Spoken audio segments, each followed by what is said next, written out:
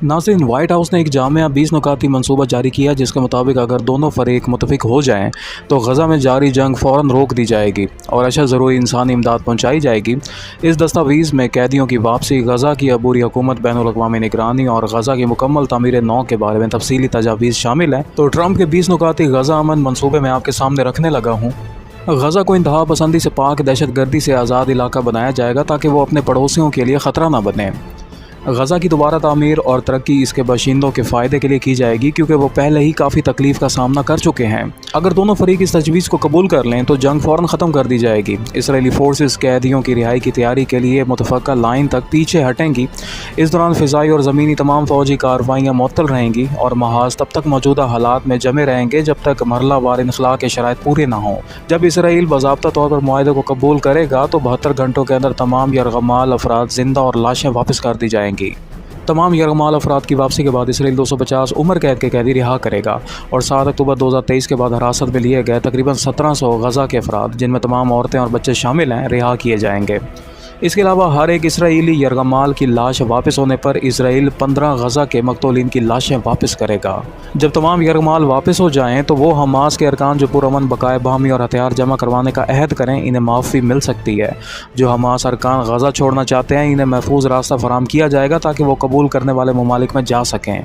मुआहदे की मंजूरी के साथ ही मुकम्मल इंसानी इमदाद फ़ौरन गज़ा में पहुँचाई जाएगी। इमदाद की मकदार कम अज़ कम वही होगी जो 19 जनवरी 2025 की मौजूदा मुआहदे में तय थी, जिनमें पानी, बिजली, सीवरेज की मुरम्मत, हस्पतालों और बेकरियों की बहाली और मलबा हटाने के साजो सामान शामिल हैं।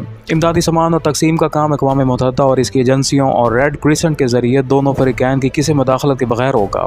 रफ़ा क्रॉसिंग को दोनों सिमतों में खोलने का तरीक़ाकार भी 19 जनवरी 2025 के मैकेनिज़्म के मुताबिक होगा। गज़ा की अबूरी हुक्मरानी एक टेक्नोक्रेटिक गैर सियासी फ़लस्तीनी कमेटी के ज़रिए होगी जो अवामी खिदमात और बल्दियाती इंतज़ामात चलाएगी। इस कमेटी में अहल फ़लस्तीनी और बैनुल-अक़वामी माहिरीन शामिल होंगे और इसकी निगरानी एक नए बैनुल-अक़वामी अबूरी अदारे बोर्ड ऑफ पेस करेगा, जिसकी सदारत सदर डोनाल्ड ट्रंप करेंगे। दीगर अरकान बाद में नामज़द किए जाएंगे, जिनमें साबिक़ बरतानवी वज़ीर-ए-आज़म टोनी ब्लेयर भी शामिल हैं। ये बोर्ड ऑफ पीस गज़ा की दोबारा तरक्की के फ्रेमवर्क और फंडिंग का इंतज़ाम संभालेगा जब तक फ़लस्तीनी अथॉरिटी अपने इस्लाहाती प्रोग्राम मुकम्मल ना कर ले और महफूज तरीके से गज़ा का कंट्रोल वापस ना ले सके। इस बोर्ड का मकसद बैनुल-अक़वामी बेहतरीन मयारात के मुताबिक जदीद और मौसर हुक्मरानी कायम करना होगा ताकि सरमायाकारी आए। गज़ा की तामीर नौ और माशी बहाली के लिए एक खसूसी ट्रम्प इक़्तिसादी मनसूबा बनाया जाएगा। इसमें मशरक़ वस्ता के कामयाब शहरों के तजर्बाकार माहिरीन को बुलाया जाएगा ताकि रोज़गार और मौक़े पैदा किए जाएँ। एक खसूसी इक़्तिसादी जोन कायम किया जाएगा जहाँ तरजीही टैरिफ और रसाई की शराइत शराकत दार ममालिक से तय की जाएंगी। किसी को गज़ा छोड़ने पर मजबूर नहीं किया जाएगा। जो लोग छोड़ना चाहें इन्हें जाने और वापस आने की आज़ादी होगी। हुकूमतें आवाम को यहाँ रह कर बेहतर गज़ा बनाने की तरगीब देंगी।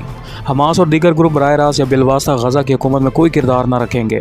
तमाम फ़ौजी और हमलावर ढांचे बशमूल सुरंगें और हथियार बनाने की फैक्ट्रियाँ तबाह की जाएंगी और दोबारा तामीर नहीं होने देंगे।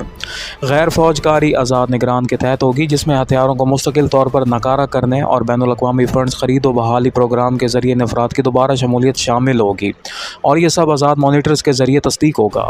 इलाकाई शुरका ज़मानत देंगे कि हमास और दीगर धड़े अपनी ज़िम्मेदारियाँ निभाएंगे और न्यू गज़ा अपने पड़ोसियों के लिए ख़तरा नहीं रहेगा। अमरीका और अरब व बैनुल-अक़वामी शुरका मिलकर एक आर्जी बैनुल-अक़वामी इस्तेकाम फ़ोर्स ISF बनाएंगे जो फ़ौरन गज़ा में तैनात होगी। ये फ़ोर्स मुंतखब फ़लस्तीनी पुलिस की तरतीब करेगी, उर्दन और मिस्र से मशावरत करेगी और सरहदी इलाकों की हिफाजत और एशिया की महफूज आमदोरफ्त को यकीनी बनाएगी। एक ऐसा तरीक़ाकार भी तय किया जाएगा जो फ़रीक़ैन के दरमियान तसादुम को रोकेगा।